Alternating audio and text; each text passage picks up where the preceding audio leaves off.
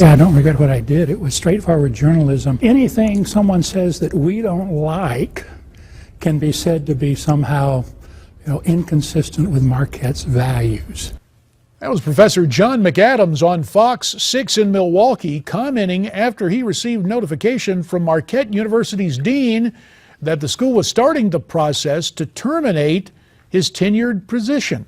Welcome back to America's Forum. This all stemmed from an incident that occurred back in November of last year when the political science professor posted on his blog a taped conversation between a student and the graduate student instructor.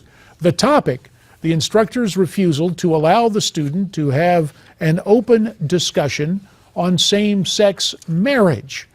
Now that we have the basic foundation of the story, let's go further in depth with the man at the center of what many call a free speech controversy, Professor John Adams, Skyping in from Milwaukee. John, do we have the basic facts correct on this story? Pretty much have the basic facts correct. The key thing, however, is that the instructor, in an after-class conversation with the student, could have said she didn't want to discuss gay marriage because she didn't think it would be a good use of class time. If she said that, that would have been fine. But she told the student, who clearly wanted to oppose gay marriage, that he was not allowed to make racist, sexist, or homophobic comments in class.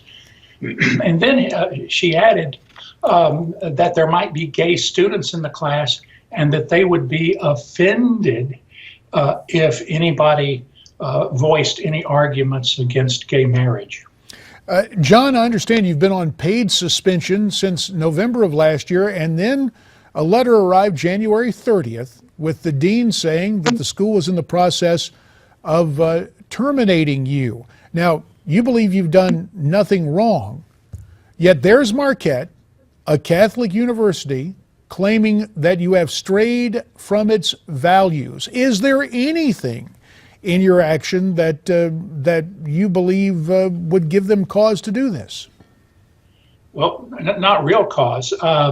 They point out that the instructor in question was a graduate student, and they seem to be saying that you shouldn't pick on graduate students, except she was the sole instructor of the course. From the student standpoint, she was, quote unquote, the professor. She was in charge of conducting the class, assigning the grades, making the syllabus, etc.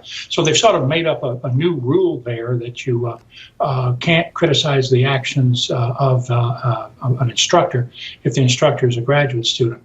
They're also unhappy that after my blog post went national, she got some nasty emails. Now, anyone who's been in the public eye knows that if you get any publicity much, there are going to be some idiots out there that are going to send you nasty emails. But Marquette seems, rather than blaming the people who sent the emails, to be blaming me, even though I never suggested at all, never implied that anyone should email her or should say anything unkind to her. Well, mindful of that situation, and you pointed out one of the concerns that the school noted, saying the instructor was put in danger by her name showing up on the blog and the wide scrutiny or circulation that the internet afforded your particular story. Again, the school believes that the post caused that graduate student to receive, in the words of the school, quote, a series of hate-filled and despicable emails, resulting in the instructor leaving the program at Marquette.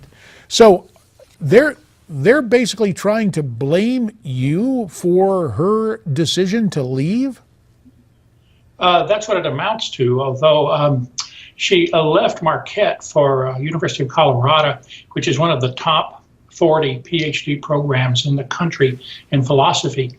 Marquette's PhD program just barely makes it into the top 100, ranked 90-something on various different rankings.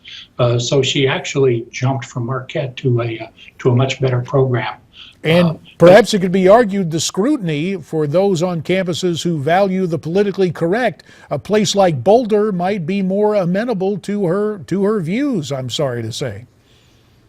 That's possible. I mean, aside from it being just a more highly ranked PhD program.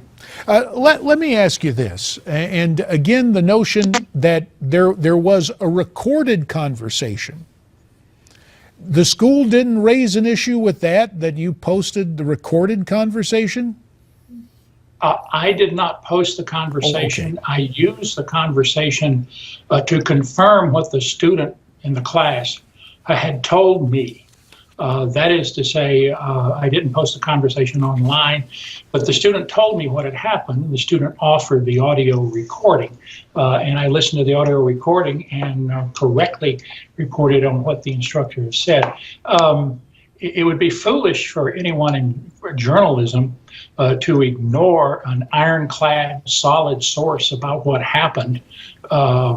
If the journalist has such a thing, and I had such a thing. Also, although some people don't like the fact that the student recorded the conversation, it is perfectly legal in Wisconsin. Wisconsin's a so-called single-party consent state.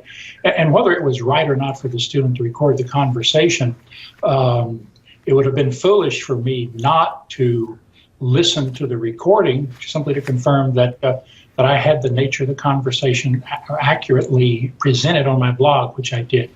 And of course, as you point out, it was within the legal framework there in the state of Wisconsin, and you did not post that actual interview. You only used it to verify what the student had told you about the conversation with that graduate instructor. John, 2 minutes remain.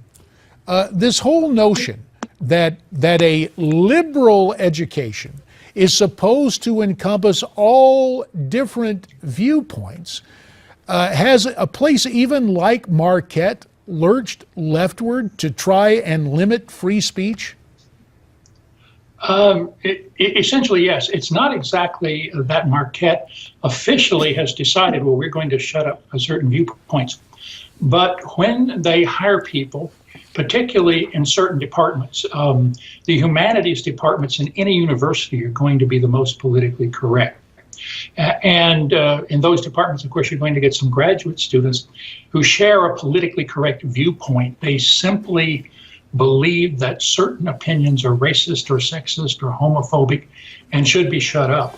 Well, John McAdams, what we would hope, sadly our time is growing short, but please keep us posted on your situation there at Marquette.